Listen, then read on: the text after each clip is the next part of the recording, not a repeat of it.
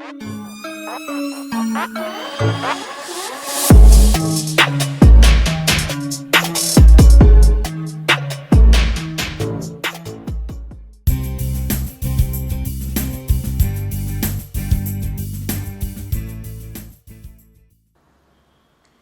students, in today's lecture we are going to talk about endoplasmic reticulum. This endoplasmic reticulum also get written in their abbreviated form and that form is ER. आता काय आहेत हे endoplasmic reticulum? It is सायटोस्ट्रक्चर और the cytoskeleton structure. ह्यांना सायटोस्ट्रक्चर का म्हणतात? सायटोप्लाझममध्ये एक skeletal त्या सेलसाठी फॉर्म करून देण्याचं काम जर कोण करत असेल तर एंडोप्लाझ्मिक रेटिक्युलम आहे.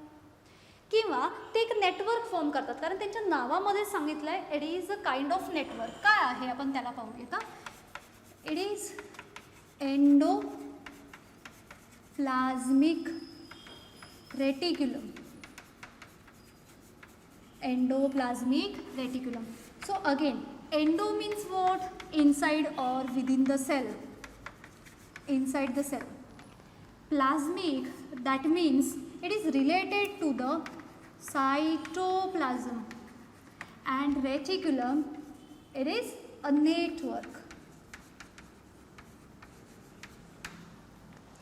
सेलच्या आतमध्ये सायटोप्लाझमवरती जे एक नेटवर्क फॉर्म होतं याचं नाव आहे एंडोप्लाझ्मिक रेटिक्युलम.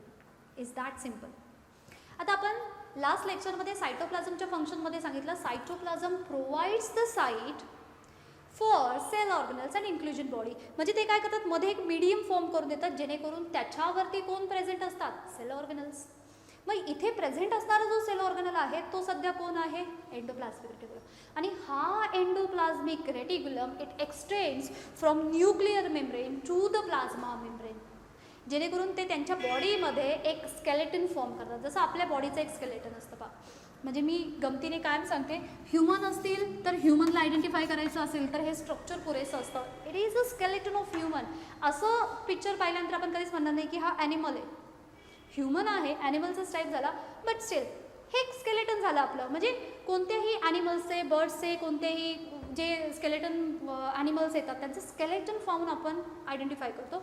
सेम वेमध्ये सेलचं मेजर फ्रेमवर्क फॉर्म करण्यासाठी जर कोण मदत करत असेल ते एंडोप्लाझ्मिक रेटिक्युलम आहे.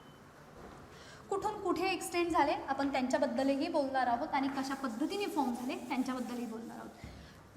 It get extended from nuclear membrane towards the plasma membrane.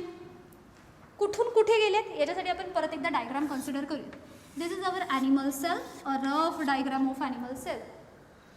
Right, at its centre one spherical structure is there which is prominently seen. This structure is called as nucleus, and from that nucleus here there is one small bulge part, and in this way there is a network like structure or the tubular structure. It starts from nucleus and it get extend and reaches to the plasma membrane. So हे जे structure आहे nuclear membrane पासून plasma membrane पर्यंत extend झालेलं it is known as endoplasmic reticulum. ह्यांच्याबद्दलच बोलणार आहोत आपण. हे असं एक्सटेंडेड फॉर्ममध्ये आहे. It is a membranous sac-like structure or the tubular structure which form the network or the framework of a cell. सेलमध्ये पाहिलं तर त्याचा एक फ्रेमवर्क हा मेजर हा फॉर्म करतो. अशा पद्धतीने हे समजतं. आता हे एक्झॅक्ट असे नाही आहेत, हे कसे आहेत ह्याला आपण डिटेलमध्ये वन बाय वन कन्सिडर करणार आहोत. बिफोर दॅट ह्यांच्या डिस्कवरीबद्दल बोलूयात आपण. नाव, who discovered the endoplasmic first? The endoplasmic reticulum first reported by Garnier. आता नाव ओळखीचे आपल्याला, एक ब्रँड पण आहे. सर्वात पहिल्यांदा एंडोप्लाझ्मिक रेटिक्युलम जे आहे ते ह्या पर्सनने असे आपल्याला इंट्रोड्यूस करून दिले किंवा ते रिपोर्ट करून ठेवले की हा जो काही सेल ऑर्गनलचा स्ट्रक्चर आहे it is endoplasmic reticulum. But there ultra structure it is given by the three scientists. First one is Porter, second one is Cloudy, and the third one is Fuller. Actually it may be Fuller मा असं kind of काहीतरी name आहे त्यांचं. I am not sure about this. I have read this but not able to recover it. So these are the 3 scientist की ज्यांनी actually त्यांचं ultra structure दिलं. नाव what is mean by the ultra structure? when we observe any specific structure under the microscope, this microscopic structure when gets studied further, this structure is known as the ultra structure. अगदी detailing फॉर्ममध्ये जेव्हा त्यांचं inner पार्टसुद्धा आपण study करतो त्यांना ultra structure असं term केलं जातं. सो यांच्या अल्ट्रा स्ट्रक्चरबद्दल कुणी सांगितलं? Porter, Claude and Fuller. And the term endoplasmic reticulum was given by the one scientist. This term is get coined by Porter. आता इथे लक्षात कसं ठेवणार आपण? हॅरी पॉटरच्या सिरीजमधले हॅरी पॉटर सर्वांना माहिती असेल. ते पॉटर असं समजूयात की त्यांनी काय केलं, जादूची छडी असते पहा त्याच्यामधून हे अशा वेव्ह निघतात तशा टाईपचे हे काहीतरी एंडोप्लाझ्मिक रेटिक्युलम आहेत आणि आपण त्याच्यावरून लक्षात ठेवले. आपण लक्षात ठेवायचे आपल्याला सायंटिस्ट. अदरवाईज हे एवढे सायंटिस्ट इथून पुढे आपल्याला थ्रूआउट इयर आणि +12च्या इयरमध्ये येणार आहेत. ह्या सर्वांना लक्षात ठेवणं, त्यांचे इयर, त्यांनी काय काय डिस्कवरी केली हे लक्षात ठेवणं तेवढं इझी नाही आहे. कुठे ना कुठे काही ना काही त्यांची लिंक लावायची. जसं आय रिपीट, परत एकदा आपण काय काय पाहतो. This endoplasmic reticulum reported by Garnier. ओळखीचं आहे word. Ultra structure is provided by the 3 scientist. First one is Porter, second one is Claude and third one is Fuller or Fullam. Okay, ह्याच्याबद्दल आपण थोडंसं परत बोलूया. This endoplasmic reticulum term is coined by Porter. आता ह्या तिघांची नावं must आहेत आपल्याला लक्षात ठेवायची. देन त्याच्यानंतर आपण बोलूयात की हे कुठे प्रेझेंट असतात, ह्यांचे नंबर किती असतात, ह्यांचा एक टोटल काउंट पाहूयात. ऑकरन्स आता आपण याच्या अगोदर सांगितलं काय, eukaryotic cell they consist membrane bound organelles.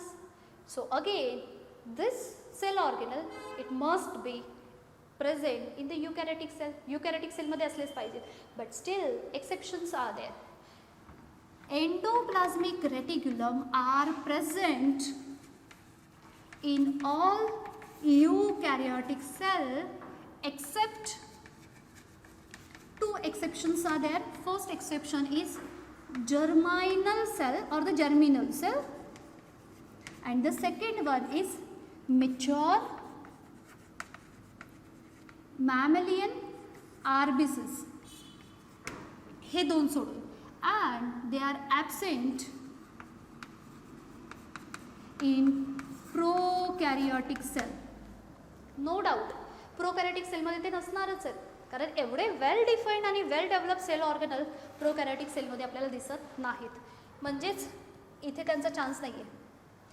यूकॅरियोटिक सेलमध्ये आहेत डेफिनेटली, पण काही यूकॅरियोटिक सेल अशा आहेत. आता दरवेळेस यूकॅरियोटिक म्हणजे प्लांट सेल आणि ॲनिमल सेल आपलं टिपिकल ते स्ट्रक्चर नाही आहे. आपण याच्यासाठी काय काय कन्सिडर केले, नंबर ऑफ सेल्स पाहिल्या, त्यांचं स्ट्रक्चर पाहिला, शेप पाहिला, फंक्शनल ॲक्टिव्हिटीज पाहिल्या आणि त्याच्यानुसार प्रत्येकाच्या फंक्शननुसार सर्टन त्यांच्यामध्ये काही सेल ऑर्गनल्स असतात, काही त्याच्यानंतर इंट्रोड्यूस होतात, काही लवकर डिजनरेट होऊन जातात. कधी कधी त्या सेलचं लाईफ स्पॅन जे आहे ते फार ड्युरेशन असतं, काहींचं शॉर्ट ड्युरेशन असतं, काही सेल डिवाईड होतात इट सेल, काहींची प्रोग्राम सेल्ड असते. So it get vary cell to cell. जसजशा वेगवेगळ्या सेल असतील तसतशा त्यांच्यामधल्या ॲक्टिव्हिटीज ह्या वेगवेगळ्या दिसतील. आता यांच्याबद्दल बोलूयात. ह्या 2 सेल सोडल्या तर बाकी सर्व युकॅरियोटिक सेलमध्ये एंडोप्लाझ्मिक रेटिक्युलम प्रेझेंट आहे. Germinal cell or germinal cell it is nothing but the germ cell. ह्या काय आहेत, germ cell. So this germ cell are of 2 type. 1 female germ cell and the male germ cell. 2 टाईपचे असतात. and this germ cell, that means female germ cell, is responsible for the formation of female gamete. आणि ज्या male germ sale असेल they R responsible for the mail gamete. मग आता हे mail gamete आणि female gamete काय असतात, mail gamete that means the sperm produce करतात ते, फिमेल गॅमेट असतील तर ते एग डेव्हलप करतात. ते एग डेव्हलप होण्याची process oogenesis. Sperm produce develop करायची प्रोसेस स्पर्मॅटोजेनेसिस. सो ह्या सेल त्यासाठी रिस्पॉन्सिबल असतात आणि ह्या सेलमध्ये मात्र एंडोप्लाझ्मिक रेटिक्युलम प्रेझेंट नसतो. आता बोलूयात आपण RBCsकडे. ज्या मॅच्युअर RBCs आहेत इटसेल्फ RBCs, आपण ह्युमन RBCs आणि फ्रॉग ज्या RBCs होते त्या दोघांनाही पाहिलं होतं. जर तुम्हाला आठवत असेल तर त्याचं स्ट्रक्चर असं काहीसं होतं,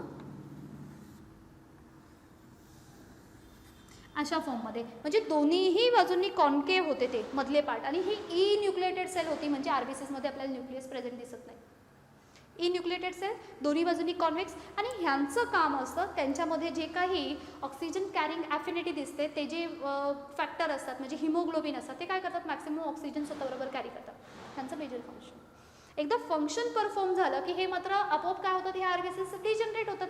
लाईफ स्पॅन ह्यांचा फार शॉर्ट असतो, that means near about 8 to 10 days. मग अगेन जे मॅच्युअर RBCs आहेत त्यांचं फंक्शन झालं आणि फर्दर ते रप्चर व्हायला जाणार असतील. सो अशा RBCsमध्ये मात्र एंडोप्लाझ्मिक रेटिक्युलम प्रेझेंट दिसत नाही आणि प्रोकॅरियोटिक सेलमध्ये तर totally absent. Now when we talking about the number of endoplasmic reticulum, आता किती एंडोप्लाझ्मिक रेटिक्युलम प्रेझेंट असतील. Now the number of endoplasmic reticulum present in cell is totally depends upon the cellular activity performed by that cell. काय म्हणूयात, number of this endoplasmic reticulum is totally depend upon the cellular activity performed by that cell. आता हा endoplasmic रेटिक्युलमच्या फंक्शनचा part आहे जो आपण त्याला थोडासा पुढे घेणार आहोत, पण इथे बोलूयात आपण. ह्यांचे दोन महत्त्वाचे फंक्शन, एक म्हणजे ते प्रोटीन तयार करतात, सिंथेसिस ऑफ प्रोटीन, आणि दुसरा लिपिड सिंथेसिस. आता प्रोटीन कुठे प्रेझेंट असतात, फायब्रोब्लास्ट सेल आहेत त्या दोन टाईपचं प्रोटीन तयार करतात, मसल्समध्ये दिसतात पहा आपल्याला. कोलॅजिन नसतात आणि इलॅस्टिन असतात. इलॅस्टिन मसल्सला इलॅस्टिसिटी देतात, कोलॅजन त्यांना रिजिडिटी फॉर्म करून देतात. हे प्रोटीन आहेत, म्हणजे प्रोटीन तयार करण्यासाठी अशा टाईपच्या मसल्सच्या जर सेल असतील तर ह्यांच्यामध्ये एंडोप्लाझ्मिक रेटिक्युलम हायर अमाऊंटवरती असतील. ट्रू. बरं, जर सपोज आपण लिपिडबद्दल बोलत असू, लिपिड कुठे दिसतात. आता लिपिड म्हणजे फॅटच्या सेल, ॲडिपोसाइट्स. अगेन ॲडिपोसाइट्समध्ये ॲडिपोसाइट्स जिथे असेल तिथे सुद्धा एंडोप्लाझ्मिक रेटिक्युलम असणार, कारण तिथे SER लागतो, स्मूथ एंडोप्लाझ्मिक रेटिक्युलम. सो जिथे ज्या सेलचं फंक्शन आहे, जसं फॉर एक्झाम्पल लिव्हर असेल, लिव्हरच्या सेल हिपॅटोसाइट्स. आता त्या हिपॅटोसाइट्स ज्या असतात त्या काय करतात की जे काही डिटॉक्सिफिकेशन करतात, लॅक्टिक ॲसिड असेल अनेरोबिक कंडिशनमध्ये फॉर्म झालेलं, सो त्याचं ब्रेकडाऊन वगैरे करण्यासाठी ते हेल्प करतात, स्मूथ एंडोप्लाझ्मिक रेटिक्युलम. सो त्यांचं फंक्शन तिथे आहे. त्यांचं म्हणजे एंडोप्लाझ्मिक रेटिक्युलमचं काम कुठे आहे. मग ह्यांचे फंक्शन काय काय असेल, डिटॉक्सिफिकेशन असेल, सर्टन प्रोटीन सिंथसाइज करायचं असेल, लिपिड सिंथसाइज करायचं असेल, अपार्ट फ्रॉम दॅट ग्लायकोजन असेल त्याला ब्रेकडाऊन करायचं असेल, सॉरी लिव्हरच्या ज्या सेल्स असतात ग्लायकोजनला ब्रेकडाऊन करतात, किंवा बेन्झपायरिन नावाचे काहीतरी कार्सिनोजेनिक सबस्टन्स असतात त्यांना डिटॉक्सिफाय करायचं असतं, बॉडीच्या बाहेर एक्सपेल करायचं असतं. अशा टाईपची कामं करण्यासाठी ज्या सेल आहेत त्या सेलमध्ये आपल्याला एंडोप्लाझ्मिक रेटिक्युलम हायर अमाऊंटवरती दिसतं. आणि जिथे यांची गरजच नाही आहे, म्हणजे कुठे आपल्याला मेम्ब्रेन फॉर्म नाही करायचा आहे, लिपिड नाही फॉर्म करायचा आहे, किंवा आपल्याला प्रोटीनची रिक्वायरमेंट नाही आहे, अशा ठिकाणी मात्र एंडोप्लाझ्मिक रेटिक्युलम एवढ्या नंबरमध्ये दिसणार नाही. So it is totally depend upon the cellular activity of that cell. Cellular ॲक्टिव्हिटीवरती हे डिपेंड करतात. आता this endoplasmic reticulum majorly shows the 3 main elements. In our textbook they have mention only the 2 element. 2 element सांगितलेत, एक tubular आणि एक सॅकलाइट structure सांगितलं. आणि ट्युब्युलरचा जो पार्ट आहे त्याला सिस्टमनी कन्सिडर केले. आपण ह्या तिघांनाही वेगवेगळ्या फॉर्ममध्ये कन्सिडर करूयात आणि डिटेल फॉर्ममध्ये पाहूयात. By that time let's revise it all. Endoplasmic reticulum abbreviated form ER. Endoplasmic reticulum, endo inside, plasmic related to the cytoplasm, reticulum a network. A network is get formed on the surface or on cytoplasm within the cell, and that's why this structure is get known as endoplasmic reticulum. It is cytoskeleton of cell. It forms the framework of a cell. कुठून कुठे extend झालाय, extends from nuclear membrane to plasma membrane. reported this endoplasmic reticulum first? Garnier. Who provide the ultrastructure? Porter, Claudy, and third one was Fuller. This term coined by the Porter, and further we have mentioned their occurrence, where they actually present, and their number. आता जाऊयात आपण त्यांच्या 3 major एलिमेंट्सकडे.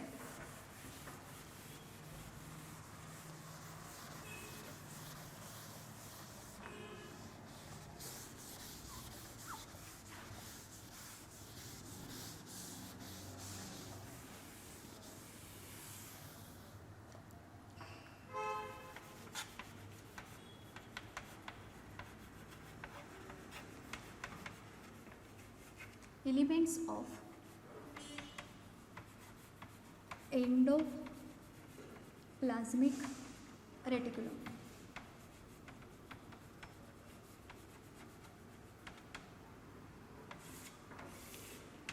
ठीक आहे. आता ह्याच्यामध्ये आपल्याला 3 एलिमेंट्सबद्दल बोलायचं आहे. पहिल्यांदा बोलणार आपण सिस्टरनी. सेकंड वन आहेत ते झाले आपले vacuoles, sorry not vacuoles, it is vesicles. आणि थर्ड वन आहेत ते झाले ट्यूब्यूल. तिघांबद्दलही बोलूयात आपण. फर्स्ट वन इज सिस्टर्ना, और प्ल्युरल फॉर्ममध्ये असेल तर ते सिस्टरनी. सेकंड वन आहेत त्यांना आपण इकडे मेन्शन करूयात. सेकंड अँड थर्ड वन जे आहेत, सेकंड वन इज वेसिकल्स आणि थर्ड वन आहेत ते आहेत ट्यूब्युल्स. ठीक आहे. नाव फर्स्ट ह्या ज्या सिस्टरनी आहेत ह्या कशा असतात किंवा ह्यांच्याबद्दल आपण थोडासा पार्ट बोलूयात, कसे डेव्हलप होतात किंवा कुठे प्रेझेंट आहेत ते. Basically this cisternae it is closer to the nuclear membrane. They are get formed by the blebbing of nucleus. नवीन टर्म आहे आय नो, आपण ह्याला थोडंसं डिटेलमध्ये कन्सिडर करूया ना. They formed by blebbing of nucleus. म्हणजे कसं त्याला पाहूयात. आता इथे जर पाहिलं तुम्ही तर ह्या न्यूक्लियसचा मेम्ब्रेनचा part it is protruding part, बाहेर आलेला पार्ट आहे. हा बल्ज जो पार्ट आहे it is nothing but the blebbing. Blebbing means what? Blebbing means apoptosis. Now what is mean by apoptosis? It is programmed cell death. Programmed cell death म्हणजे काय? Sale स्वतःहून ठरवते की आता आपलं काम झालं आहे, आता काय व्हायचं, आपल्याला बस्ट व्हायचं, पूर्ण सेल डिस्ट्रॉय होते. ही स्वतःहून स्वतःला प्रोग्रामिंग करते. जसं रोबोटमध्ये जर एखादं आपण प्रोग्रामिंग करून ठेवलं तर त्याच्या अकॉर्डिंग त्यावेळेला बरोबर येतात ते. आता तुम्ही बरेचसे गॅजेट्स वगैरे तुम्हाला माहिती असेल, अलेक्सा वगैरे आहेत, हे काय केलेले असतात, त्यांच्यामध्ये सर्टन प्रोग्रामिंग्स जे असतात ते फिट करून ठेवलेले असतात. सेम वेमध्ये काही सेलमध्ये त्यांचा प्रोग्राम फिक्स असतो. हे काम केलं की तुमचं काम संपलं आणि आता तुम्ही डिस्ट्रॉय झाला तरी चालेल. अशा पद्धतीचं प्रोग्राम सेल डेथ याला टर्म वापरली जाते ॲपोप्टॉसिस. आणि तीच ॲपोप्टॉसिस हे म्हणजेच ब्लेबिंगसारखं असतं. आता हे ब्लेबिंग असतं काय? जेव्हा त्यांना अशी कमांड मिळते, आयदर ते रप्चर होतात or the membrane of that cell it breaks up. Membrane of cell it breaks up and causes bulging outwards. म्हणजे कसं झालं बघा. आता हे न्यूक्लियसच्या बाबतीत फक्त पाहतोय आपण. ही जी आहे ही झाली त्यांची आउटर मेम्ब्रेन, राईट. हे थोडंसं इंटरेस्टिंग आहे. आता काय होतंय, हा जो मेम्ब्रेन आहे ह्या मेम्ब्रेन तयार करणारे जे सेल्स असतील ह्या सेलमध्ये त्यांना सांगितलं की आता काय करायचं आहे, तुम्हाला रप्चर व्हायचं आहे. रप्चर झाल्यानंतर इथला जो पार्ट असतो हा थोडासा असा प्रोट्रुडिंग फॉर्म तयार होतो किंवा it get bulges outside. This membrane is get rupture. इथे असणारी जी मेम्ब्रेन होती ती ही डबल मेम्ब्रेन होती, ही मेम्ब्रेन इथे रप्चर झाली आणि हा पार्ट पुढे एक्सटेंड झाला. याला म्हणणार आहोत आपण ब्लेबिंग. आणि मग मात्र जर हा न्यूक्लियस असेल, हा न्यूक्लियस आहे त्याचा डबल मेम्ब्रेन, न्यूक्लियसपासून ब्लेबिंग होऊन मग हे पुढे असं ट्युब्युलर त्यांचं स्ट्रक्चर तयार होतं आणि ब्लेबिंग ऑफ न्यूक्लियस पासून जे स्ट्रक्चर तयार होतं त्याला म्हटलं जातं सिस्टर्नी. कुणाच्या जवळ आहे? It is closer to the nuclear membrane. Nuclear मेम्ब्रेनच्या जवळ किंवा तिथून हे स्ट्रक्चर पुढे डेव्हलप झालेलं दिसतं. One interesting thing is they are unbranched but interconnected. जर मी इथे केअरफुली पाहिलं, आता आपण काय करूयात, 3 न्यूक्लियस यांना वाईप आउट करूयात आणि फक्त एक सिंगल न्यूक्लियस ठेवूयात. इथे पाहूयात बघा, हा आतमधला न्यूक्लियस होता, आपण फक्त न्यूक्लियसला कन्सिडर करतोय. त्याच्यानंतर हे त्यांच्या भोवती असणारे त्यांचे डबल मेम्ब्रेनचे part, right. It's a double membrane.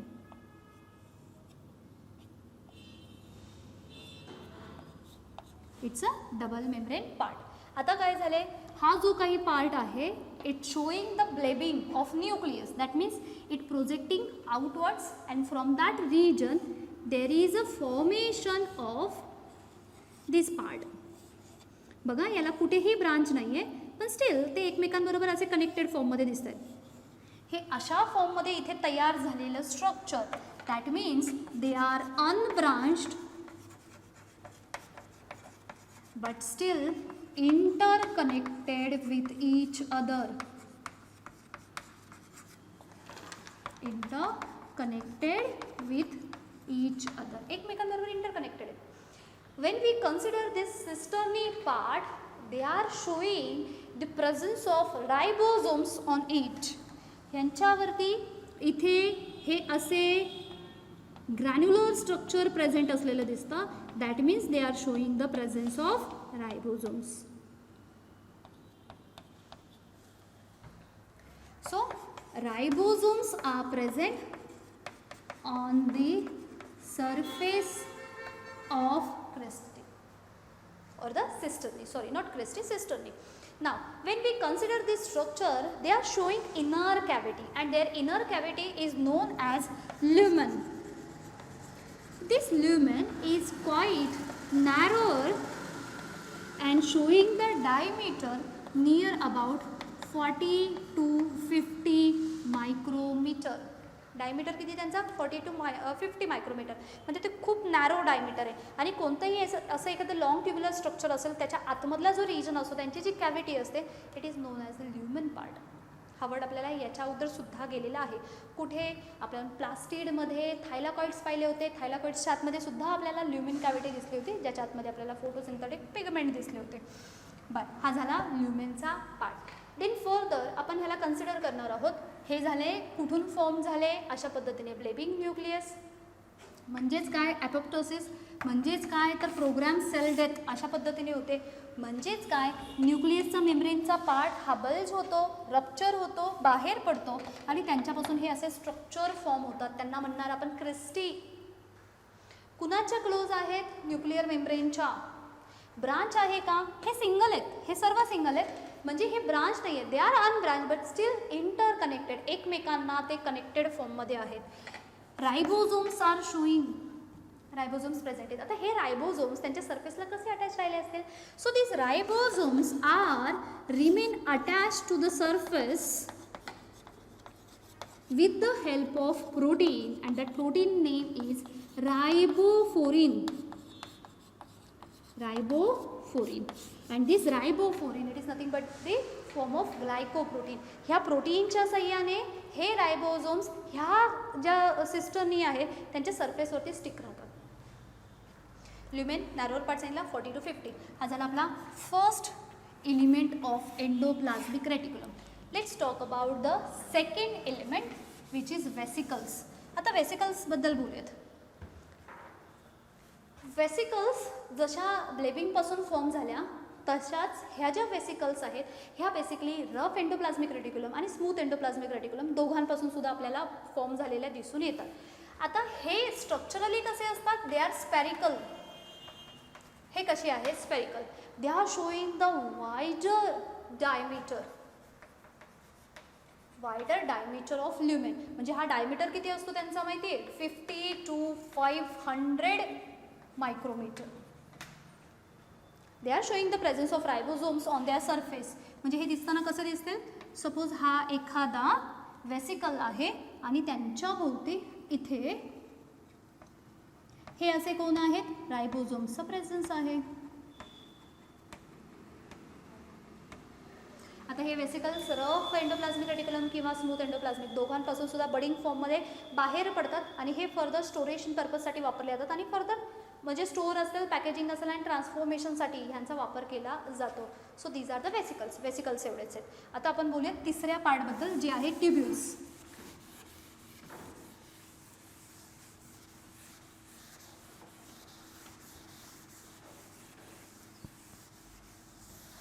The third part, it is first part, this one vesicles, second one, and third it is tubule part.